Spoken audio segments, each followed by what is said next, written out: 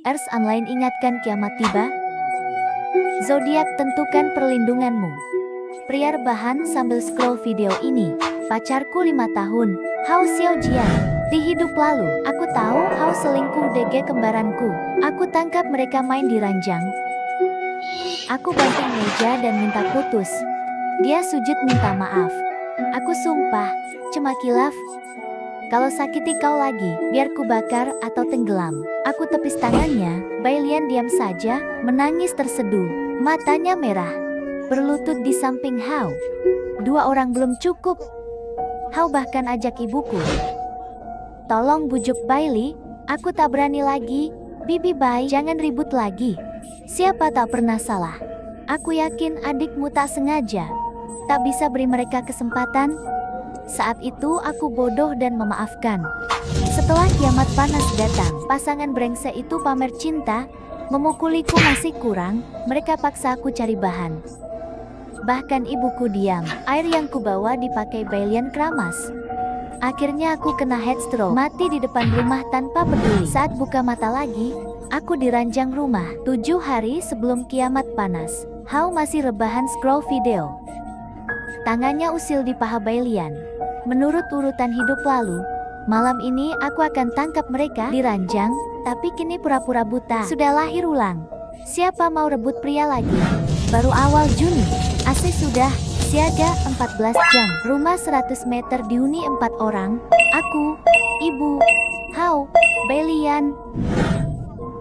Kapan beli rumah besar ini? Sambil makan es krim, Bailian tanya. Tenang saja, sahamku naik tiap hari. Kalau cuaca sudah tak sepanas ini, aku lihat proyek rumah baru. Hao merapat ke Bailian, lalu berbisik. Sayangku, pokoknya kau takkan susah. Bailian tersenyum puas. Dengar suaranya dibuat-buat, aku langsung mual. Hampir muntah sarapan. Kak, seleramu pilih pria bagus ya. Kakak ipar sukses banget. Aku tak menanggapi, terus makan semangka dingin. Jangan makan banyak amat. Nanti habis, sisakan buat Bailian. Ada apa? Bu, masa kita tak mampu beli semangka? Nanti kubelikan lagi buat Bailian. Hao buka aplikasi pesan, lalu berseru. Cuaca apaan ini? Bahkan kurir tak ambil order. Bailey, turun beli di minimarket saja. Lucunya, dia malah suruh aku. Bagus juga, aku memang cari alasan keluar. Oke, aku pergi sekarang. Tunggu aku pulang ya. Rumah ini kubeli lunas sendiri. Bailian belum kerja, tak mampu tinggal sendiri. Hao juga pecundang, gaji 3.000, habis tiap bulan. Kecanduan saham, tak pernah bilang saldo tabungannya. Pelit setengah mati, tapi sangat posesif soal uangku. Keluar kompleks selalu ke utara. Sekitar 20 menit naik mobil sampai di Big Siwan, perumahan baru. Penghuninya sedikit, yang terpenting, lokasinya di lereng bukit. Dikelilingi hutan, sangat sepi. Setelah DP, uangku masih sekitar 300.000. Stok barang seharusnya aman. Oh ya, perhiasan emas dan prak, juga berlian harus segera dijual. Baru masuk kantor pemasaran, Bailian langsung menelepon. Halo, kak, kau kemana? Beli semangka lama amat. Semangka di minimarket habis, aku harus ke pusat kota. Cepat pulang ya. Iya. Setelah tutup telepon, langsung ku setel mode senyap. Aku beri syarat jelas ke staf. Pertama, lantai jangan tinggi, idealnya lantai 3-5. Kedua, ada parkir bawah tanah, bisa naik mobil tanpa keluar gedung. Ketiga, penghuni sedikit. Keempat, jangan jendela besar, makin kecil makin bagus. Kelima, jangan unit kosong, lebih baik rumah contoh. Ya, meski bingung, dia langsung ngurus. Aku langsung bayar DP. Big Siwan Blok 9 unit 501. Jadi satu-satunya tempat aman bagiku. Tentu aku tak lupa bawa semangka. Sayang lupa bawa kunci sambil bawa semangka besar. Aku ketuk pintu 3 menit baru Hao buka dengan santai. Bailian, kakakmu pulang. Ayo makan semangka. Hao si brengsek melihat keringatku bercucuran, bahkan kipasi hidungnya. Lalu menjilat Bailian lagi. Kak, lagi banyak uang gak? Tak terlalu, butuh uang ya. Aku mau cari kerja. Mau beli tas dan baju bagus, biar wawancara lebih lancar. Kira-kira berapa biayanya? Sekitar 20.000 yuan. Kok mahal? Tas saja lebih 10.000, aku sudah hemat banget.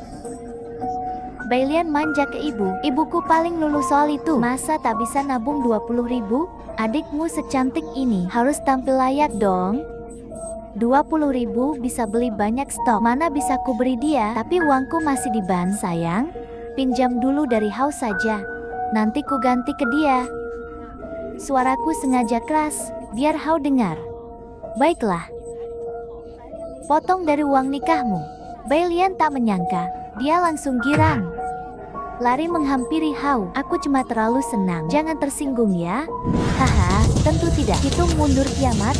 6 hari. Suhu naik 1 derajat lagi. Aku mulai stok barang. Pendingin mini, air galon, air elektrolit, biskuit darurat, makanan kaleng dan obat panas. Meski kiamat datang, aku tak mau sengsara. Jus dan soda, whisky dan tepung, beras dan aneka kacang, air fryer, oven dan wajan, pemanggang dan panel surya, HP dan laptop cadangan, proyektor juga. Lihat 60 pesanan masuk. Aku jadi sangat tenang. Hao sadar aku seharian pegang HP. Dia langsung curiga. Chat sama siapa? Bukan urusanmu. Sikap apa itu? Aku ini pacarmu. Pasti ada yang kau sembunyikan. Sambil bicara, dia coba rebut HP ku. Ku buka chat dengan sales. Ku siratkan mau belikan Hao mobil. Jadi mau kasih aku kejutan. Aku pura-pura marah. HMP, lalu mendorongnya, mengeluh kejutan jati gagal. Bailian mendengarnya. Wajahnya langsung masam, lalu berkata sinis, "Kak pilih kasih ya. Bisa beliin kakak ipar, tapi tak beliin baju adik sendiri. Santai dong, nanti uang kakak juga jadi milikmu." Dengan alasan beli mobil. Tak ada lagi yang melarangku keluar. Jadi hampir seharian aku di Big Siwan, para pekerja penuh keringat. Aku segera beri mereka air minum dan minta mereka percepat kerja. Tak ada pilihan, harus kejar waktu. Kiamat tinggal 5 hari. Aku tak mau mati lagi. Semua jendela ku pasang papan sebagai lapisan pelindung kedua untuk menghalangi sinar matahari dan menghadapi kegilaan manusia di masa kiamat. Gudang kusulap jati gudang senjata, gergaji dan tali, pisau dan tongkat baseball lengkap. Lemari pakaian penuh makanan kaleng. Ada 3 kulkas besar juga, penuh makanan beku. Saat itu, aku merasa seperti singa betina yang memeriksa wilayahnya. Aku beli 10 kamera sekaligus. 5 dipasang di Big Siwan. 5 lagi untuk rumah mereka. Hitung mundur kiamat. 4 hari. Baru bangun aku dengar Bailian teriak. 47 derajat. Termometer hampir meledak. Ku buka media sosial.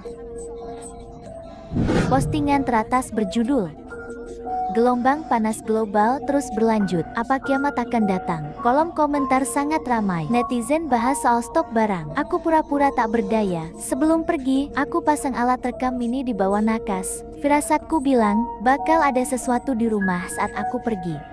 Benar saja, baru keluar garasi, alat rekam langsung menangkap suara Hao Xiaojian dan Bailian yang mesra. Mungkin karena ibuku di rumah, mereka cuma bermesraan, tak sampai kelewatan.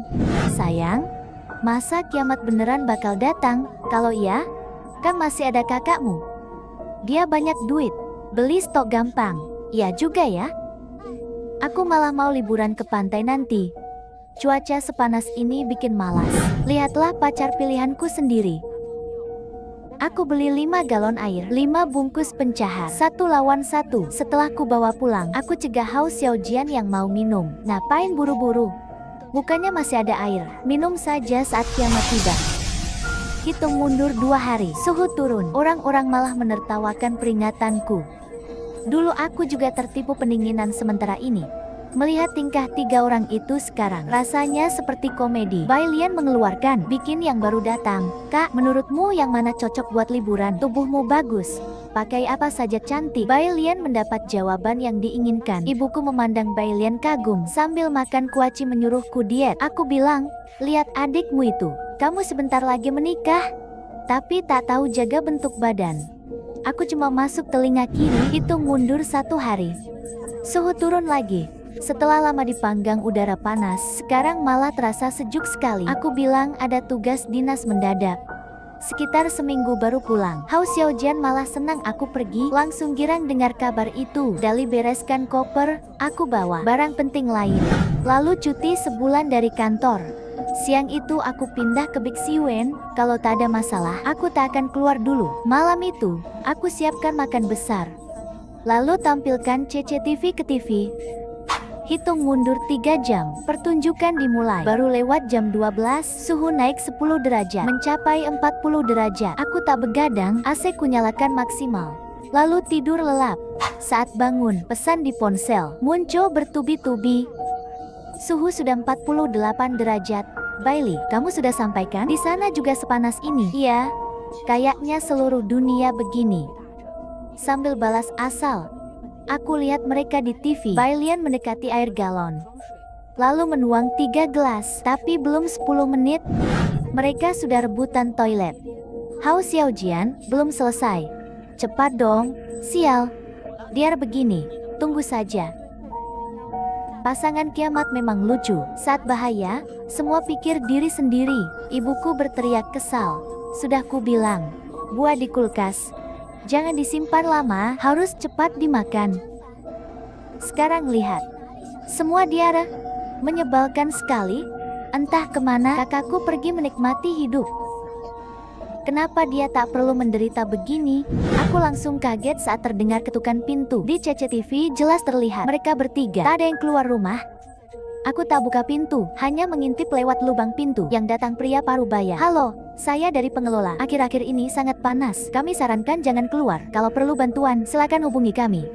Setelah bicara dia mengetuk lagi. Tak ada jawaban. Lalu pergi. Baru aku lega. Aku tahu kiamat bisa mengubah manusia. Yang bisa kulakukan hanya waspada. Hari ketiga kiamat panas. Air mineral murah habis total. Di grup perumahan, puluhan pesan masuk tiap menit. Siapa sih setega itu? Air pun tak disisakan. Kocak banget. Tak kebagian air malah nyalahin orang. Menurutku kalian lebay. Setiap musim panas juga begini. Beberapa hari lagi pasti turun. Tolong cepat. Ada lansia dan anak kena heat stroke. Siapa punya obat? Aku jual 100 per kotak. Rumahku C301. Yang jual 100 ternyata Hao Xiaojian. Parah banget dia. C301 masih punya malu. Obat itu di apotek cuma 20 yen. Berani jual 100. Setelah dicaci dia cuma bilang, ya suka-suka. Aku tak paksa beli. Kalau bisa beli sendiri sana. Lalu keluar grup. Suhu luar sudah 50 derajat. Cuaca begini, siapa mau keluar? Aku pakai akun palsu cat penghuni D803. Ku beritahu rak sepatu lantai 2 di C301. Ada obat penurun panas. Dia terus berterima kasih, bahkan kirim angpau. Aku cepat buka CCTV pintu. Pertunjukan dimulai. Di CCTV, pria parubaya itu mengendap ke depan rumah 301. Dia berusaha tak ketahuan. Tapi suara rak sepatu keras, mustahil tak terdengar. Begitu pintu terbuka, Hao Xiaojian dan Bailian keluar. Maling, hei bocah. Jaga mulutmu. Siapa maling? Di rak sepatu berarti milikmu. Keterlaluan.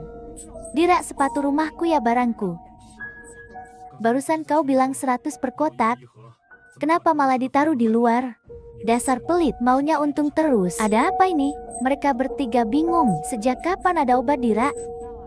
Jelas mereka tak tahu, karena aku yang taruh. Koridor tak ada AC. Mereka cepat berkeringat. Tetangga tak tahan lalu melerai.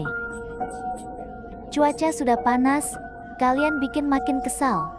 Sudahlah, tenang. Hao Xiaojian usap keringat. Mau damai? Oke, kasih 30. Kalau tidak jangan pergi. 803 keluarkan beberapa lembar. Lalu lempar ke wajahnya sambil mengumpat turun. Warga grup sudah siap nonton. Seseorang menarik Hao masuk lagi. C301 jadi penghuni terkenal. Bailian seolah sadar. Langsung meneleponku. Sejak kapan ada obat di rak? Apa kamu yang taruh? Kok aku tak tahu? Sinyalku jelek. Aku tutup dulu. Aku jauhkan ponsel. Sebelum dia selesai, langsung kututup teleponnya. Para benalu itu terus menelpon. Lalu spam SMS. Sayang, cepat pulang. Jangan lupa bawa makanan. Masih berani cari aku? Tunggu mati saja. Suhu naik jadi 60 derajat. Sistem air rusak karena pemakaian melonjak. Pengelola berusaha menenangkan warga. Bantuan akan dibagikan. Aku terus pantau kabar Bixi Yuan. Karena sedikit penghuni dan dekat danau buatan, air di sini masih aman. Makanan Hao Xiaojian habis. Bai Lian usul beli mahal, tapi ditolak. Kamu tak cari uang, tapi jago menghabiskan. Hao Xiaojian berubah total. Lalu membentaknya. Wajah Bai Lian memerah. Ingin minta bantuan ibuku, tapi melihat ibuku membongkar barang mewahnya dan melemparkannya ke lantai. Barang mahal yang kau beli saat genting tak berguna. Bu, kenapa belah dia? Aku mana tahu ada bencana. Ibuku tak peduli, asal lempar tas. Malah menghancurkan CCTV-ku. Aku langsung terpaku. Gambar di layar berputar, lalu jadi gelap. Darahku serasa membeku. Wajah Hao Xiaojian tepat di depan kamera, ekspresinya berubah marah, lalu dibanting dan diinjak hancur. Ini gawat. Sepertinya isi gudang senjata akan berguna. Kamu sebenarnya di mana? Aku cekipmu tak berubah. Bosmu bilang kau cuti, berani bohong padaku. Untung kamera lain masih merekam suara. Aku dengar Bai Lian berteriak. Dia diam-diam merekam kita. Pasti kabur dengan pria lain. Gawat, gawat, jangan-jangan ketahuan. Diam. Siapa bilang cuma ada satu kamera? Bisa jadi sekarang dia sedang menertawakan kita. Tak boleh. Kita harus menemukannya. Mereka pakai segala cara. Awalnya mengancam Bailey. Jangan kira bisa kabur, kami akan lapor polisi. Bilang kau hilang, polisi pasti menemukanmu. Lalu memanfaatkan Bailey. Bagaimanapun kita suami istri, asal kau kembali dan jelaskan. Semua bisa dimaafkan, keluarga harus hadapi bersama. Lalu mereka memaki Bailey.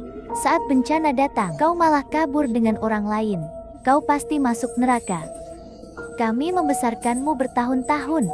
Kau malah egois, harus buat ibumu mati dulu. Kutukan yang kekanak-kanakan. Aku sudah pernah mati sekali. Masa takut ancaman begitu? Ketukan pintu terdengar lagi. Aku mengambil tongkat bisbol, lalu bersandar di dinding, siap melindungi diri. Halo? Jantungku langsung berdebar. Nada suaranya berbeda. Orang itu tak berseragam, memakai topi baseball. Di cuaca sepanas ini, jelas mencurigakan. Jangan pura-pura kosong. Aku tahu kau di dalam. Aku mengernyit melihat sekeliling. Tak mungkin. Semua kaca sudah kumodifikasi, hanya ada lubang intip kecil. Saat kupakai pun, lampu rumah dimatikan total. Dia cuma memancingku. Aku tetap tenang. Setelah 2 menit dia naik lift. Ternyata dia satu gedung denganku. Tak lama lift berhenti di lantai 7. Sial, pengelola tak punya hati. Buah dan sayur yang dibagi sudah busuk. Mana bisa dimakan? Hao Xiaojian mengumpat di grup. Sudah dapat makanan, masih rewel. Laga bos. Nasib babu, balas seorang tetangga. Aku dengar kotak di balik. Lalu sunyi total. Rasa diawasi. Stok yang busuk dan panas yang naik terus. Semuanya cukup bikin stres. Tapi kenapa tiba-tiba diam? Firasatku bilang mereka pasti mau berbuat besar. Tiba-tiba aku dengar Hao berbisik, "Ayo." Di luar sepanas ini. Mau kemana mereka? Sebuah pikiran langsung menyambar. Aku buru-buru mengambil koper yang kubawa saat pergi. Benar saja, ada GPS di dalamnya. Jaraknya cuma 20 menit naik mobil, artinya aku harus menghancurkannya cepat. GPS itu cukup kuat, diinjak pun tak rusak. Tunggu. Aku berubah pikiran. Aku mau berjudi, pakai benda ini untuk melawan mereka. Aku teringat pria lantai 7, Bixi Yuan, 1 lift 1 unit. Dia pasti penghuni 701. Takut suara lift terdengar. Aku naik tangga. Setelah memastikan aman dan menghindari lubang intip, aku selipkan GPS di bawah keset. Satu keluarga tak tahu balas budi. Satu pria berhati jahat. Mereka pasti saling bunuh. Aku juga pasang CCTV di pintu gedung. Dan benar saja, mereka bertiga langsung ke Bixi Yuan. Hao Xiaojian bahkan menyelipkan pisau.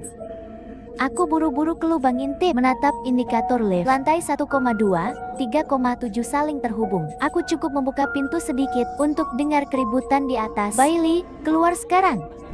Hao menendang sambil mengaum. Pintu terbuka, lalu suara pria lain terdengar. Siapa kau? Sialan, Hao melihat pria yang membuka pintu. Dan makin yakin, kalian pasangan bajingan, akan kubunuh kalian. Kurasa kau memang cari masalah. Si bodoh Bailian masih yakin aku di dalam dan nekat menerobos masuk. Pria itu kalah jumlah. Teriakan makin keras, tiba-tiba terdengar dua jeritan. Satu dari Bailian, satu dari ibuku. Aku cepat menutup pintu, pasti sudah ada korban. Benar saja, sirene menggema di kompleks. Dari lubang intip kulihat, beberapa polisi dan petugas medis masuk gedung 9. Ada kantong jenazah ditandu, isinya Hao Xiaojian, selamat tinggal calon suamiku. Menurut pengakuan pria itu, Hao menerobos rumahnya, dan dia membela diri. Tapi apakah itu benar bela diri? Biar pengadilan yang memutuskan. Pria itu pun dibawa pergi. Aku bersandar lelah, krisis sementara selesai. Hari ini masih cerah. Suhu tertinggi 68 derajat. Terjadi pukul 1 siang, suhu terendah 54 derajat. Angin juga cukup lemah. Aku matikan TV dan lanjut nonton drama. Bailian terus kirim pesan suara. Kak, aku salah. Hicks, aku hamil anak Hao. Kami bersalah padamu. Tapi dia sudah mati. Biarlah masa lalu berlalu. Sial. Bahkan sudah punya anak. Pasangan bajingan itu. Kurang dalam apa lagi kebencianku. Hicks. Tanpamu aku dan ibu tak bisa hidup. Blokir dan hapus. Aku menatap foto bersama Bailian. Hatiku campur aduk. Sejak kecil dia suka merebut milikku. Kasih sayang kakak adik tak pernah ada di rumahku. Gaun cantik juga direbut. Saat ku tolak, dia menuang lem di atasnya. Ibuku bilang dia tak sengaja. Tas sekolah pun direbut. Ku tolak, dia memasukkan laba-laba ke dalamnya. Aku menjerit di sekolah besoknya. Ditertawakan teman. Ibuku bilang dia tak sengaja. Permen lollipop yang sama, dia mau merebut punyaku. Ku tolak, dia mencelupkannya ke toilet lalu menipuku. Ibuku bilang dia tak sengaja. Gelang emas hadiah ulang tahunku ke-18 pun ingin dia rebut. Tentu saja aku tak memberi. Dia malah menukarnya dengan yang palsu. Lalu menyindirku matre. Ibuku bilang dia tak sengaja. Sekarang dia merebut pacarku, bahkan mengandung anaknya. Dan di kehidupan lalu, mereka membuatku mati. Bailian, aku ingin memberimu jalan hidup, tapi kau tak pernah melepaskanku. Jadi selamatkan dirimu sendiri. Kompleks kami juga tumbang, air dan listrik mati. Sifat manusia makin rusak oleh panas. Awalnya, orang hanya berlutut minta makanan, lalu berubah jadi. Jika tak dijawab, mereka menggedor pintu. Saat makan malam, ku dengar suara aneh dari jendela ruang tamu. Dia bacok pelindung jendelaku. Untung aku siap. Saat dia intip lewat lubang, ku hantam keras mukanya. Dia jatuh kehilangan seimbang. Rasakan hebatnya aku.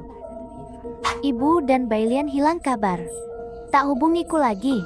Tak lama, kabar buruk datang. Sebuah video berdarah viral di semua grup. Bailian duduk di depan rumah, pegang golok berlumur darah. Dia lapar sampai hilang akal, bunuh ibunya demi makan daging. Sempat sadar sebentar, lalu gila karena takut. Akhirnya tetangga curiga, rekam video dan lapor polisi. Kulihat dua wajah itu. Aku tak tahan mual, muntah di toilet. 3 keluarga, 2 mati 1 gila. Akhirnya nasib lama berubah. Panas gila akhirnya berhenti.